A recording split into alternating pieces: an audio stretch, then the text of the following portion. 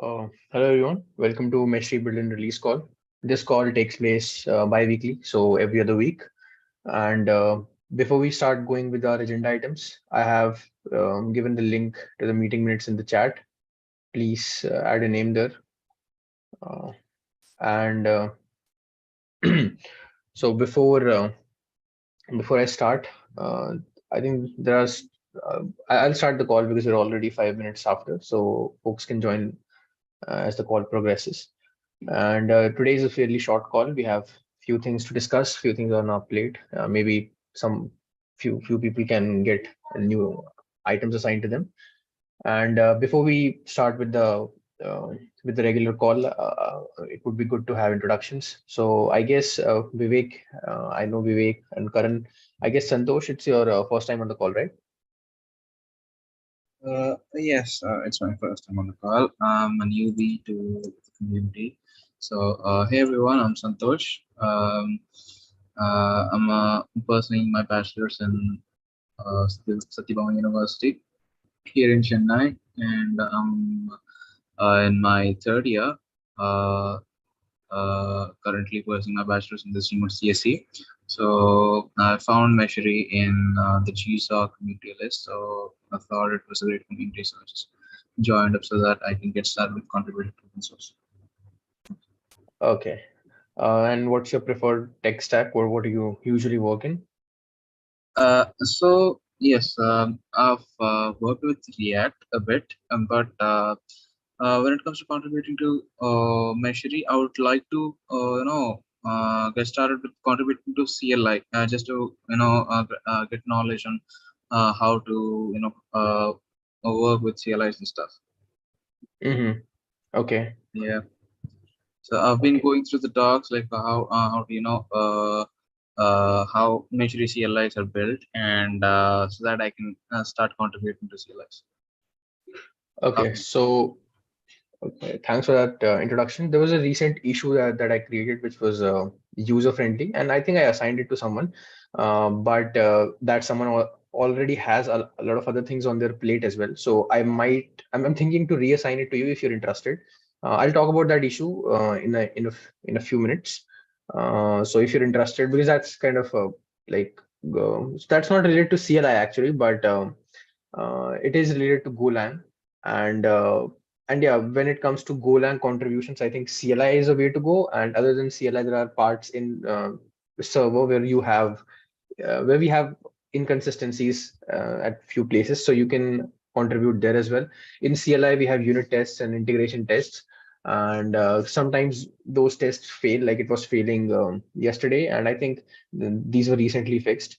So like if you want to like unit tests, there are a lot of places where we are lacking unit tests, so just giving you a heads up that that might be a place where you would want to contribute in. So after you start if you after you run mesh CTL on your local machine, and the second thing you might like to do is run those tests on your local machine, add maybe new test cases. So tests are like the very it helps you to understand the system as well, what is the expected behavior, what is the actual behavior, and so on. And I'll actually go over few of those things in the Meshy test plan right now, as I talk about the things as I talk about the whole a lot of things in the CI part. So I would be covering some of Meshy CTL as well. So yeah, you might there might be few things lying around that would interest me, that would interest you.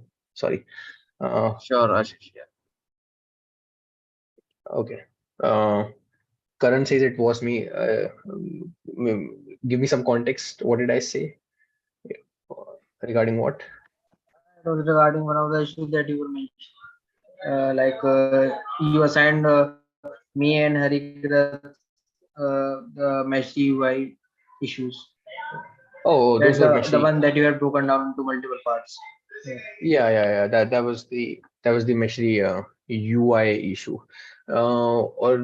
Yeah, that was the Meshy UI issue. I was referring to another Meshy server issue, which was assigned to Ayush Sharma in yesterday's development call. So we have these development calls every Wednesday. So Santosh, were you there in yesterday's call?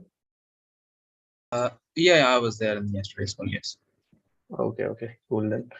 So okay, so let me start with the call now. It would be fairly quick. So I'll go over the first what this test plan is. So the link is over here in the standing agenda item. So you might go over to this spreadsheet from there only.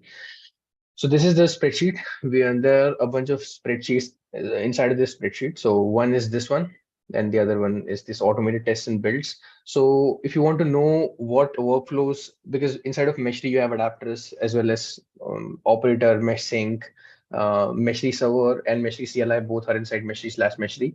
And so if you want to know what are all the tests that run and what are the triggers for those tests, etc., etc., this is a spreadsheet you would refer to, and these have links to those particular tests as well. Not all of these are tests. Some of these are tests. Some of these are build workflows and everything. So it's called Meshy test plan, but it's like a little generic. This part of the spreadsheet is usually all tests, but this part has tests slash builds. So if you make any changes in GitHub workflows, this is the spreadsheet you would take in hand. So for example, if you add another workflow inside of adapters, you would like to add another entry over here. The reason you like to track it using spreadsheet is so that you can come over at one place and get an idea of what are all the tests across all the repos and all. So helps for this is just regular bookkeeping. So if some tests fail, then we mark them red or something so that we know what all tests are failing, because there are so many across so many repositories. Now this one is the second thing that I was talking about. So this is a long list. I guess it has around 244 rows, and this consists of things like what is the component under test, what's the platform in which it is being tested on, what's the test scenario, and what's the expected outcome, and what's the actual thing. So this is usually for beginners and people who are just starting out. You can use this spreadsheet as a because this spreadsheet hasn't been updated in a while, so it requires community effort to maintain this as well. And maintaining it is just as simple as taking any row and then, so for example, it says Meshy CTL, start Meshy CTL after resetting the Kubernetes manifest files, use this command. So basically, uh, like for example, here last time someone would have checked, it says that resets to default manifest files, and the actual outcome is this does not reset. So maybe someone tested it, but it's good to have your name over here so that we know who tested it, and then create it. So the flow is that then you create an issue inside of Meshery/Meshery, and then get yourself that thing assigned, and then uh, basically create a pull request. So that's the flow. So this spreadsheet will help you in if there is no open issue for you, this like you can come up to this spreadsheet and you might find few inconsistencies at some places, and then you can create an issue and then get yourself assigned. And this way you would get to know the behavior as well. So from last time the spreadsheet was updated, Meshy CTL has added few commands, got rid of few commands. So of course this is inconsistent. So Santosh, you can refer to this spreadsheet, and it would be helpful if you like while you're testing out Meshy CTL, you use this spreadsheet and these commands to make sure that your expected thing and actual thing are the same. If there is some inconsistency, this is a simple Cobra Viper CLI, so I think it would be pretty straightforward for you to jump in and contribute at any place. So yeah, this is that spreadsheet. And is there any doubt regarding this standing agenda item between both these spreadsheets, or should I move forward? Yeah, thank you. That was a great head start for me. I'll reach out to you if I get stuck in between or something. You can move forward. Okay. So thank you for that. So yeah, there are a few issues that I think the folks who fixed those issues didn't show up. So I'll quickly go over what those issues are, and then I'll come to the few other things that require help, so that if you want to jump in, you can jump in. So the Messi CTL unit tests were failing, and so this was failing because we have the golden files. Golden files are basically, they contain like what's the expected outcome. So of course, inside when you run Meshy CTL test, inside of that test environment, we are not actually pinging Meshy server. So Meshy CTL is a client of Meshy server. So inside of unit tests, we have to create this demo response, which is stored in these golden files. So the expected data and the actual data has to match. And sometimes what happens is that someone came along and then they made some change in Meshy CTL CLI. The behavior changed. So, but this thing is like sometimes it because we are trying to get to the get the release out the door, and we want to get, like, there is a bug we want to fix. So sometimes it think that thing is overlooked, but what's really important is that your unit test shouldn't be failing. So for example, in this case, what happened was someone changed some behavior due to which the default token name went from capital D to small d, but that was not changed inside of the test files. So the test files that we have, like, we were still having the capital D, due to which the unit tests were failing, which were failing across um, all the um, all the pull requests. Yeah, so it's always a uh, run your tests on your local machine, because of course we're going to, when you create a pull request, those tests are run, but it's always good to confirm that when you make, let's say, change in any sub command, when you, let's say, make change in Meshery CTL system, inside of system you make change in start sub command, or inside of that sub command you will find the appropriate unit test. So run those on your machine and see if everything works fine. And if you have changed the response inside of Meshery CTL, make sure you also change the responses inside of these unit test files that we have, so that the assertions don't fail. It's pretty common sense, but sometimes, we're trying to rush things, so these things are overlooked. And I hope that in this thing, if I like check, I guess the test for passing, yeah, the unit test for passing, these lint tests for failing, which I would address next. Yeah, so the tests are passing now, hopefully. And yep. And sometimes these things, like, these tests were failing for like a week or something, and these were being overlooked, and these are being overlooked a lot frequently now. So if you see any of the tests failing, please report them and get yourself assigned if you want to fix it. So the next thing is failing lint checks. Right now, if you go inside of Meshery, you will see a lot of pull requests with like these crosses, especially if they are created related to Golang. So for example, if I open this one, I'll find that the lint tests are failing. So these are lint tests, and these are failing right now. And Azan was assigned for this task, and he was fixing few of these tests. But as you can see, all of these lint tests are still failing. And this linter just makes sure that we are following idiomatic Go, and there are no things like unused variable, uh, basic cleanup.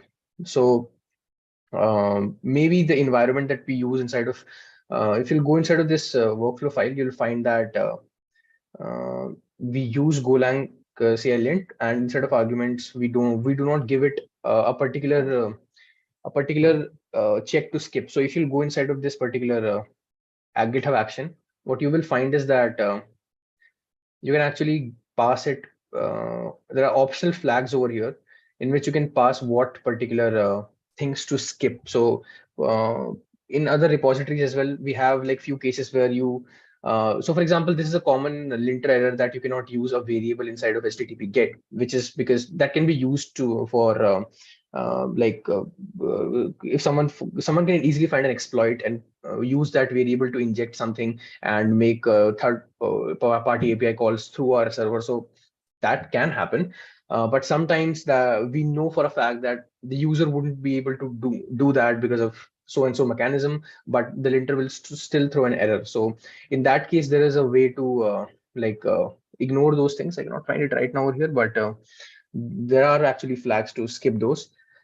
So I guess the local Golang linter that we use and the linter over here are differing at some places. So Azan is already working on this. If someone wants to help Azan on this one, there is a pull request which doesn't state explicitly that that pull request is fixing lintes, but he created the, I guess it was this one.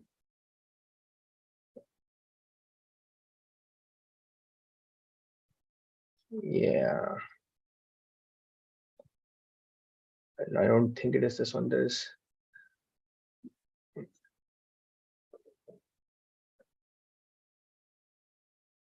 okay. If he doesn't get to these lint tests, then I'll ping on the Slack channel that the lint test is still failing. If someone wants to give it a go, then you can.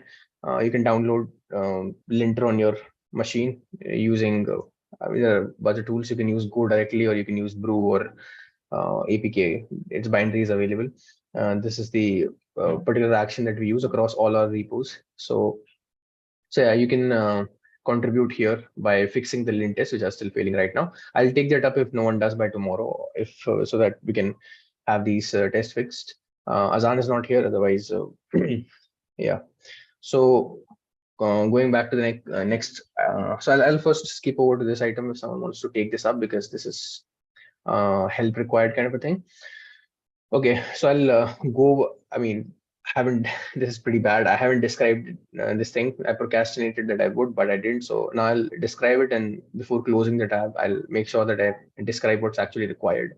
So if someone wants to take this thing up, you can, which is that. So send out email in case of mesh model component generation updation failure. What do I mean by that? Let me give a little bit of context so that if someone wants to take this up, they can take this up.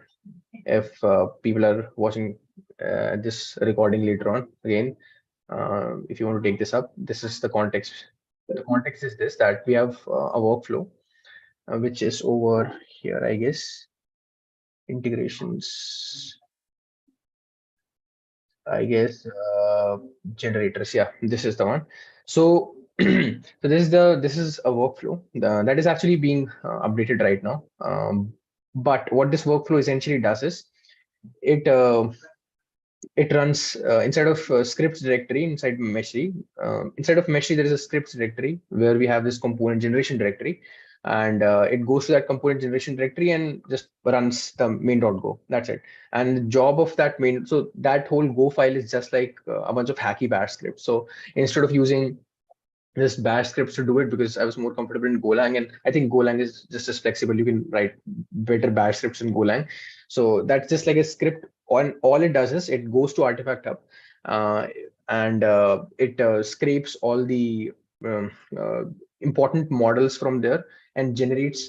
Just like they have CRDs available, right? So they have custom resource definitions for all the resources in Prometheus, Grafana, across all the Artifact Hub. We go and scrape those resources to get the schema from those custom resources. So if you'll go on to playground.meshery.io, if you haven't already played with this thing, then I would highly recommend you to head over to playground.meshery.io, where you can, it's still an ongoing effort right now. The whole mesh models, you'll hear it from me a lot.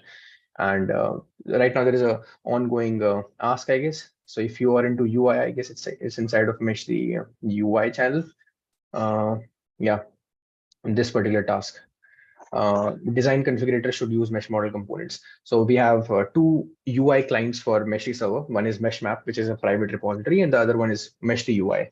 And what you are seeing over here in this is Mesh Map, and this is a so this is a private repo. So, and this actually, everything that you see over here, this is using the mesh models that we talked about. And I won't go in detail. I have actually talked about what mesh models are. I think I should record a call, or maybe find out the recording where I did talk about it, so that I don't have to go over it again and again. So it's a way to describe the resources, and for both backend and front end, a way to deploy them. There is a thing called open application model, which we were using previously, which describes things like what workloads are, what like what traits are, what workloads are, and so that application developers can. I won't go over what OM is, but we were using that, but that did not fit our use case, so we came to this mesh model thing. And while we are using mesh model, we need schema of all the resources so that we can do this. So for example, if you go over in, like, let's say orchestration management, you open Kubernetes, or I go over let's say observability and analysis, and I let's say I take a look at Kube Prometheus. These are Prometheus resources, right? So like, for example, alert manager. Now you can click on alert manager and you can fill this form, and you can have a, basically you can then deploy it. So this thing that you're seeing, this thing is generated from a JSON schema from an Open API spec. So like Kubernetes uses Open API spec. So when you fill out a Kubernetes YAML file, what you're basically doing is you're filling things like spec and then containers. And whenever you fill those fields, those are nothing but resources for REST endpoints, right? So Kubernetes has inside of CRDs, what happens is that if you will open any kind of custom resource definition, you'll see a field called Open API schema, where it describes what each of these fields are. So for native Kubernetes resources like pods, and deployments, you would not see those CRDs because those are not custom resources, those are in-tree things, but they still have a schema. So you can go and ask Kubernetes for give me the schema and it will give you the schema. And that's why we are also able to have the same kind of a behavior for if you go into Kubernetes, these are all Kubernetes components. So if I like take a config map, for example, I can open a config map and the data that you're seeing over here is generated from we basically Kubernetes gave us a schema. So that open API schema, the JSON schema is like at the crux of everything. So because that allows us to describe the structure of the response that that particular resource expects. And so for all of this thing, like mesh model is a way to describe these things. So mesh model has components have those schemas. Everything is like we are trying to go to a schema driven development. So policies are described through a schema and components are all of these are components for your information. So all of these are also described through the schema. The schema is generated from the CRDs and CRDs are scraped from Artifact Hub. And with that, I come back to my original thing that I was talking about. And I'm giving all this context so you know that you just don't blindly work on something. If you take up an issue, you know what you're working on. So what this thing does is this static component in generation updation. It goes to Artifact Hub, extracts those schema, and then there is a directory that you will find. And this directory is inside of server, mesh model, components. So you can see over here, there's a whole list of components, right? There is just, this is a very long list of components and it's going to bloat even more after I make some other changes. So here you can see that all of these components are, all of these are models actually. So we have categories. Inside of categories, you have models, and inside of model, you have all the components. So for example, what is Kubernetes Ingress has? Okay, it has a backend, default, and global. So each of these JSON files actually have a schema. It has a kind API version and so on. And what this is what is being extracted from the CRDs from Artifact Hub. So this directory structure that you're seeing over here on the left-hand side, this has been populated by that workflow. So that workflow runs, and the first thing it does is it populates that thing. And the second thing it does is that it runs an updation workflow. Now, the updation script. So there are two scripts, a generation script, which does exactly what I said, and then there is an updation script. This updation script goes over to this integration spreadsheet, which we have. Yeah, this is the one. So as you can see over here, like currently this has around what 500 or so models, and again, this is going to bloat up to like uh, I guess like 3,000 or 4,000, something like that, even more than that. There's a standing PR right now, which would bloat it up. So here you can see that we are defining stuff like what you see over here in mesh map, like what's the icon? The icon for this thing is not being scraped because on Artifact Hub, you can't get things like a very sophisticated customized behavior for each model. So this integration spreadsheet is a control point for all that behavior. So if you want to specify for what particular component, if you want to have a specific icon, if someone wants to have their own integration, what to do? Well, they have to, as of now, they have to come to the spreadsheet, but we are in a step of migrating that to another database, or because as this thing bloats up, we need a separate thing, or we would start by horizontally partitioning the spreadsheet and then go to a database and so on. But yeah, this is the source of truth. So all of the models that were generated in the step that I just told you about, what it does is that for each of those models, it finds those models inside of the spreadsheet. And for each of these models, it takes things like categories, subcategories, and shape, and what should be the primary color, what should be the secondary color, and all that thing. I'll paste the link in the chat. And it takes all of those things and it then updates the definition files, the mesh model definition files that were generated and so when the script ends, what's the final result is we have all this new mesh model files which have like the correct schema because of the first step and the correct icons and everything because of the second step. And even this spreadsheet and this area might require a lot of help. So I'm telling all of this right now so that I can refer people back to this recording and I don't have to go over it again and again. So yeah, that's the job of the spreadsheet. If you still have any doubt, you can ask me in Slack in a public channel.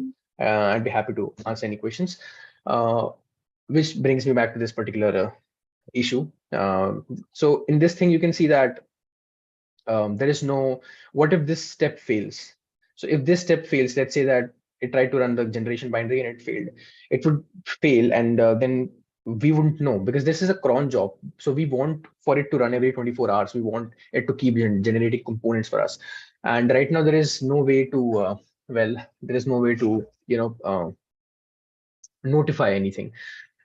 So the ask here is that you should add another job. So you will have to research a little bit inside of GitHub workflows documentation, and I can tell you what the trigger is exactly. But after you get, if someone gets this issue assigned to them, then I'll be happy to help them.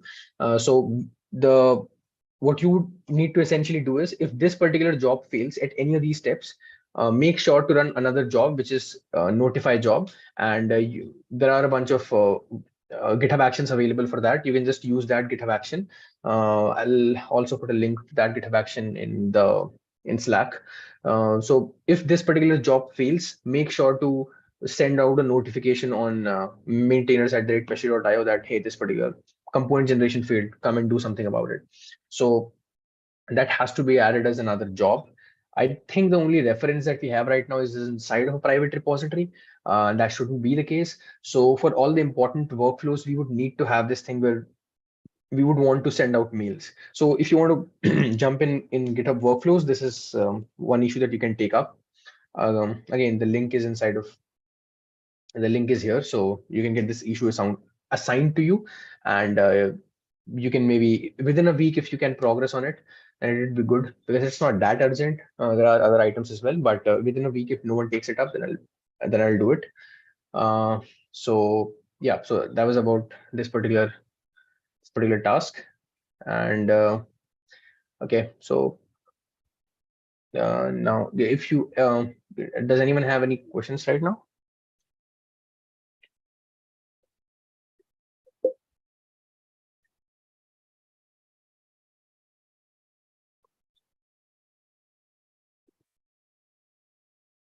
Hey Mario, how are you?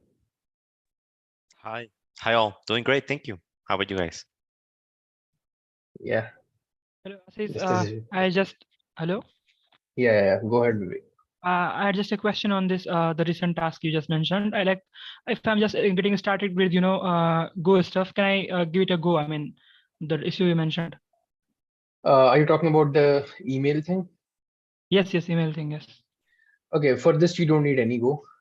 For this you would just need to go over GitHub documentation and you would need there like Okay. two steps. So first thing you would need to do is find a workflow that sends out email, and inside of that workflow it would require arguments, stuff like what particular SMTP server to use, what is the email address on which you would want to send out the mail, which would be maintainers@meshery.io. It would require a password, which is stored inside of secret. So I can tell you the name of that secret after you take up that issue. So here you would not need to do any other change except for the change in the file that I just mentioned, which was that GitHub workflow file. Then I guess, yeah, this one, generators.yaml, and that change would be completely additive, which is to say that except for this run script job, you would need to add another job which would run, and there has to be an if clause on that particular job, and the if clause would make sure that that particular job runs only if this particular job fails and sends out a mail. So yeah, this is a completely GitHub action related thing. It requires no Golang. So if you want to take this up, if you feel a little comfortable with yeah, so Mario also posted this link to this send email action that you can use. So you can use this action. Okay, so I would like to try this one. I mean, Okay. So what's your GitHub handle? I'll assign this to you. VISHAL. Second one. This first one is. Yeah. Like, can I ask you some questions if I get one while trying this issue? Yeah, sure. You make sure to ask those questions on the public channel. Just tag me in. So having a public discussion always helps so that other people have context, right? Track of this. Yes. Thank you, Ashish. Okay, no worries. Thanks, Vivek. So, so this other thing is Golang related, and this thing requires a little bit of adapter specific knowledge. If you haven't contributed to adapters, like this is currently assigned to me, I think I'll give it a go. But um, just stating what the thing is, So this particular job is failing consistently right now. And you can see that inside of this pattern apply that we do. So this thing is what you see over here. These tests that you're seeing, these are tests inside of Meshery adapters, and these tests test the very basic functionality of an adapter, which is its ability to deploy a design file. So like when you use mesh map to generate this particular node, let's say, and then you created this another node and you filled out all this thing, what you are doing is that you are creating a design file with that name untitled design. So this mesh map is a client of Meshery which creates designs. In the same way, Meshery UI is a client of Meshery which creates design, and after the design is created, it looks like this. So this is an example. So this is the raw format. So you can use Meshery CTL is also a client. So inside of Meshery CTL, you would find Meshery CTL pattern apply. So now that's the caveat over here. When we currently use the term pattern and we use the term design, they are interchangeable right now, because again, we are in process of a migration. Earlier, they used to be called pattern, but since the inception of mesh map and the inception of design configurator, it actually fit more in the context of what a design is, and patterns are now their own specific thing. But Meshy CTL still has a pattern apply instead of design apply. If like someone wants to take that up to make that change from pattern apply to design apply, you can propose it in Meshy issue. You can create an issue and ask to get assigned, like this is a Meshy CTL stuff you can work on, which is going from changing Meshy CTL pattern apply to design apply. It's just that the reason we didn't just go forth with it is there are a lot of places where Meshy CTL is being used. Like there's an SMP action where folks are using Meshy CTL, so there has to be change there as well. So it's kind of a change where you would need to go at like an n number of places and do the cleanup. So for that very reason, it's like not recommended. But still, if you want to, you can create an issue for it. So yeah, after doing pattern apply, it says pattern successfully applied and the Nginx installed. It says the namespace is Nginx system. Said it asked it declaratively to install this thing in the Nginx system namespace. But if we look at the whole status for debugging, we can see that it's actually deployed, but it's deployed in the wrong namespace, and that's why the tests are failing. It's deployed in the Meshery namespace. So that's the issue. I don't think like it's this assigned to me, but yeah, I would be working on fixing this. So this is an adapter specific issue where even after specifying the namespace as Nginx system, it is being deployed in the wrong namespace. That's the issue. There is no fix for it right now, and that's why we are kind of waiting on the release. Recently, a lot of releases were made for other adapters. Just as I said that there were some mesh model changes, and with respect to those mesh model changes, these particular releases were made across all adapters like few hours ago. So we have like 6-7 adapters, and one release was sent out to each one of them. So like if you I would suggest not to, because this is an adapter specific thing, but I would create a pull request and I'll ping on Slack that I have made a fix. So if you want to go over and see how I fixed it, like how the adapters work basically, you can go and have a look at that. There are also, I would like to say that there are a lot of places where we have what I call propagation changes, because all the adapters have so much similarity that once you make change in, let's say, istio adapter, you would need to make changes in other adapters as well, because let's say something changed. And usually there are like 6-7 adapters and not that many maintainers to make sure that the change has been propagated. So it's always good to have folks to multitask on this thing. So whenever there's a propagation change, I usually send out a call to the Slack channel that, hey, there is a propagation change. This is the reference, a PR in the istio adapter, because usually that's the first place where we create a pull request. And then you can use that as a reference to create pull requests across other adapters. And in the process of doing so, you can understand how the adapters function so that you can contribute to bigger issues later on. So that's kind of how you can get a handle on those things. So that's just that was just a quick tip. So have an eye out on Meshery Slack channel, Meshery adapter Slack channel, or Meshery CS Slack channel. You can sometimes you can even ask, if you don't have an issue assigned, that, hey, is there a propagation change needed? Are there any inconsistencies? Like help would be needed. And what I mean by inconsistencies is that if you go inside of any of the adapters, let's say for example, let's say you go into istio adapter, and you see some workflow inside of .github directory, or even something as small as you go inside of build directory and you see these 4 files. Now the thing is, if you go inside of the Linkerd adapter, you have, like, the structure has to be the same, everything is same, and you would see the same 4 files. The only thing that changes is service mesh specific stuff. So if you would go in the install directory in Linkerd and the install.go file in Linkerd and install.go file inside of Istio, the way they are installed is different. The kind of applications that they support is different. So the very core functionality of these adapters differ, but on the kind of, you can say, outer layer of what they do, the ontology of these adapters are essentially the same. So if they diverge at any point, it is helpful for any number of folks to make sure that they realign. So all the GitHub workflows are same, everything is same. Like, I think there is, I think, yeah, that PR was merged. There was a pull request which was recently immersed in Linkerd, which was uh, realigning some of the workflows with Istio adapter. So Istio is always a good reference point. Meshery Istio is the most well maintained. Like, other adapters are also maintained, but the first thing whenever the first PR always goes in Istio, conventionally maybe, or whatever. So this is you can use this as a good reference point and keep an eye on the issues that we have over here.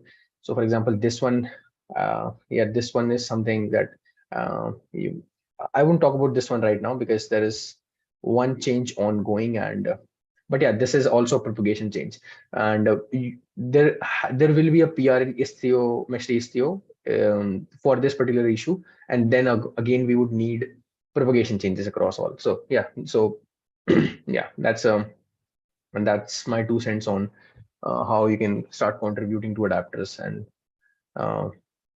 with propagation changes.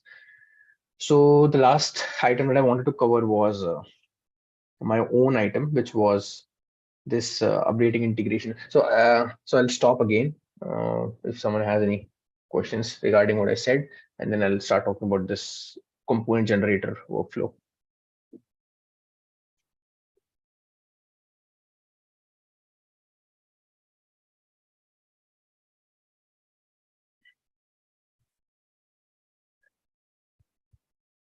Okay, so let me talk about this particular thing.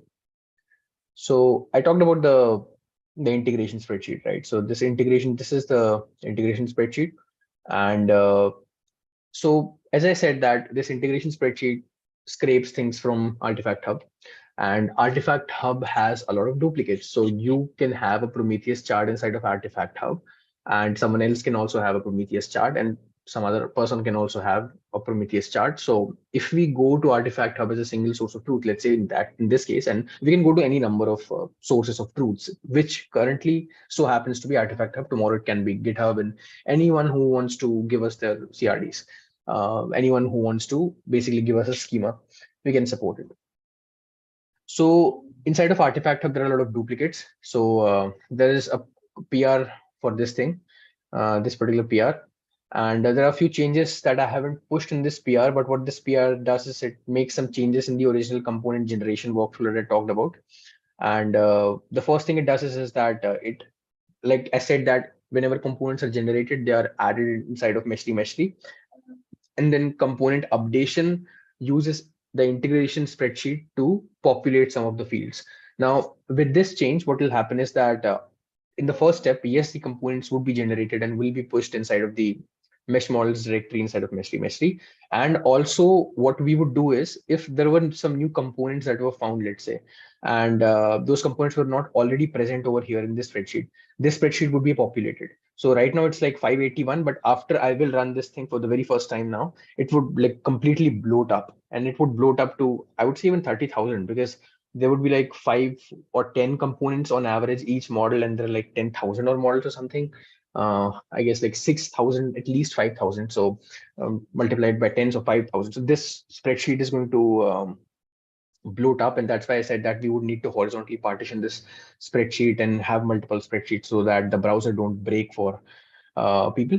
So because of that, this particular spreadsheet might need to be broken down into multiple spreadsheets. And usually what's the plan is that we would move away from spreadsheet and into something more reliable, like like a SQL database, which is the end goal for this thing. But right now we are using spreadsheet. So this spreadsheet would be populated whenever that artifact hub is scraped. This spreadsheet was previously populated like an year ago. So all these like 560 or so models that you see, these were generated an year ago. And after that, it was a community effort to add stuff like, you know, to hand curate the experience. So for example, for all of these things, like for Kubeflow, let's say, they didn't explicitly tell us what was the category and what was the subcategory. So after the components are generated for these models, there is a curation process that happens where a bunch of contributors go over some of the models and figure out which one of these models are worthy of being published. So if you go over to the Layer 5 IO website, you would find like, I think over here, you'll find 160 plus built-in integrations. So this particular honeycomb that you'd see, this is the stuff that was marked as published over into the integration spreadsheet. So in the spreadsheet, there is a published column. And when it is marked as check, it means that it has the proper SVGs. We can support it basically. So even if the whole spreadsheet is bloated up to like what, 30,000 or so, not all of them would be published. That would be like a boilerplate thing, and then from there we can hand curate an experience from and go from like 160 to, I guess, to 500 or 1,000 depending on how many we get around to. And this particular honeycomb is here as well as inside of Meshery.io. If you, yeah, inside of Meshery.io, inside of yeah, so here it says 140 plus built-in integration. So that's pretty weird. Anyways, so these are the same integrations that I was talking about, and this is again going to go from 140 to around 500 or 600. So that's my pull request that is still pending. And this particular terminal that you're seeing right now, this is that thing running for like what the last, I guess, 2.5 hours or something. And because I don't hit artifact hub rate limit, I have a 500 millisecond gap between each request.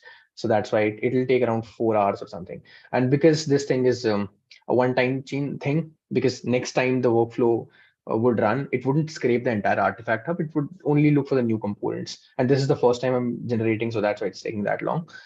Yeah, so this integration spreadsheet might require help, and it usually does. So like if there is a call out in the Meshery UI channel or Meshery CI channel or Meshery channel that we need help for the integration spreadsheet, this was all the context you needed for what is an integration spreadsheet. So yeah, so there might be some UI changes regarding to this as well, because all of these SVGs that you're seeing over here, these things are actually things like feature 1, feature 2, like what you see inside of here. After you click on in the layer5.io website, I think it's much better. In the layer5.io website, if you click on, let's say click on Argo. So you see an overview of the Argo, the features in and all of that. And these are scraped from this particular spreadsheet. So here you have all these things. So again, this is a community effort. So in UI side, of course, we would first need to make changes over here. So this is the spreadsheet, the central spreadsheet, the integration spreadsheet. And because a lot of people were asking for like, what is the spreadsheet and how does it work? So that's why I went over the whole flow. And that was the whole flow. And that was relating it back to my pull request, which is to update the component generator to not only generate components and push them inside of Meshery, but also inside of the spreadsheet. So yep, that's a change from my side. And so I guess lint checks would be addressed. So I would summarize it by saying that if these lint checks are not addressed by Azan, I would have a call out maybe tomorrow. If someone wants to pick these up, please pick these up if you want to fix lint checks. And I think I can have few names in front of these items. So I think the email thing was taken up by Vivek, right? Vivek, you said that you want to take up the email thing. Okay, I'll just write your name over here. Okay. So that was it for the call. Before I end, I think someone new joined. So Ambareen, I think this is your first time on the CI call, right? Yes. I would like to introduce yourself. Like, my name is Ambari Nazam. I'm currently in my final year of engineering from computer science. I just came across this Layer 5 through Linux Foundation. I applied for the Linux Foundation mentorship in Meshery. So I'm just finding issues to contribute and just exploring this. Okay, so your primary area of contribution is what? Golang related, UI related, or what? Actually, I'm looking forward to contribute and like UI. I have previously made two pull requests and docs, but it was nothing major. So looking forward to contribute in UI or something like that. Okay. So relating to UI, I think this particular issue is I talked about this issue, and I think few people are already assigned to it, but this has to be like this particular thing has to be broken down. So this might need some help, and I'm pretty sure that this would be talked about in the UI call that we have, websites call that we have inside of on Monday, or it would be talked about in the next development call. So I talked about what mesh models are. I think you weren't here at that time, but I talked about what mesh models are and how they're being used inside of mesh map, and they're also to be used inside of Meshery UI, which is currently not using them. So yeah, I mean, there are there are a lot of UI related issues floating around. So I think you might land one for you. But yeah, this I just pointed this one thing out because this is related to the thing that I was talking about. So you can like if this thing is broken down into subtasks, you can get one of those subtasks assigned to you. Uh, Thank you, Ambari. I hope I pronounced your name right. So that was it for the call. So thank you. That was it for the call. Thanks everyone for joining, and see you in the next call. Bye everyone. Thanks. Bye.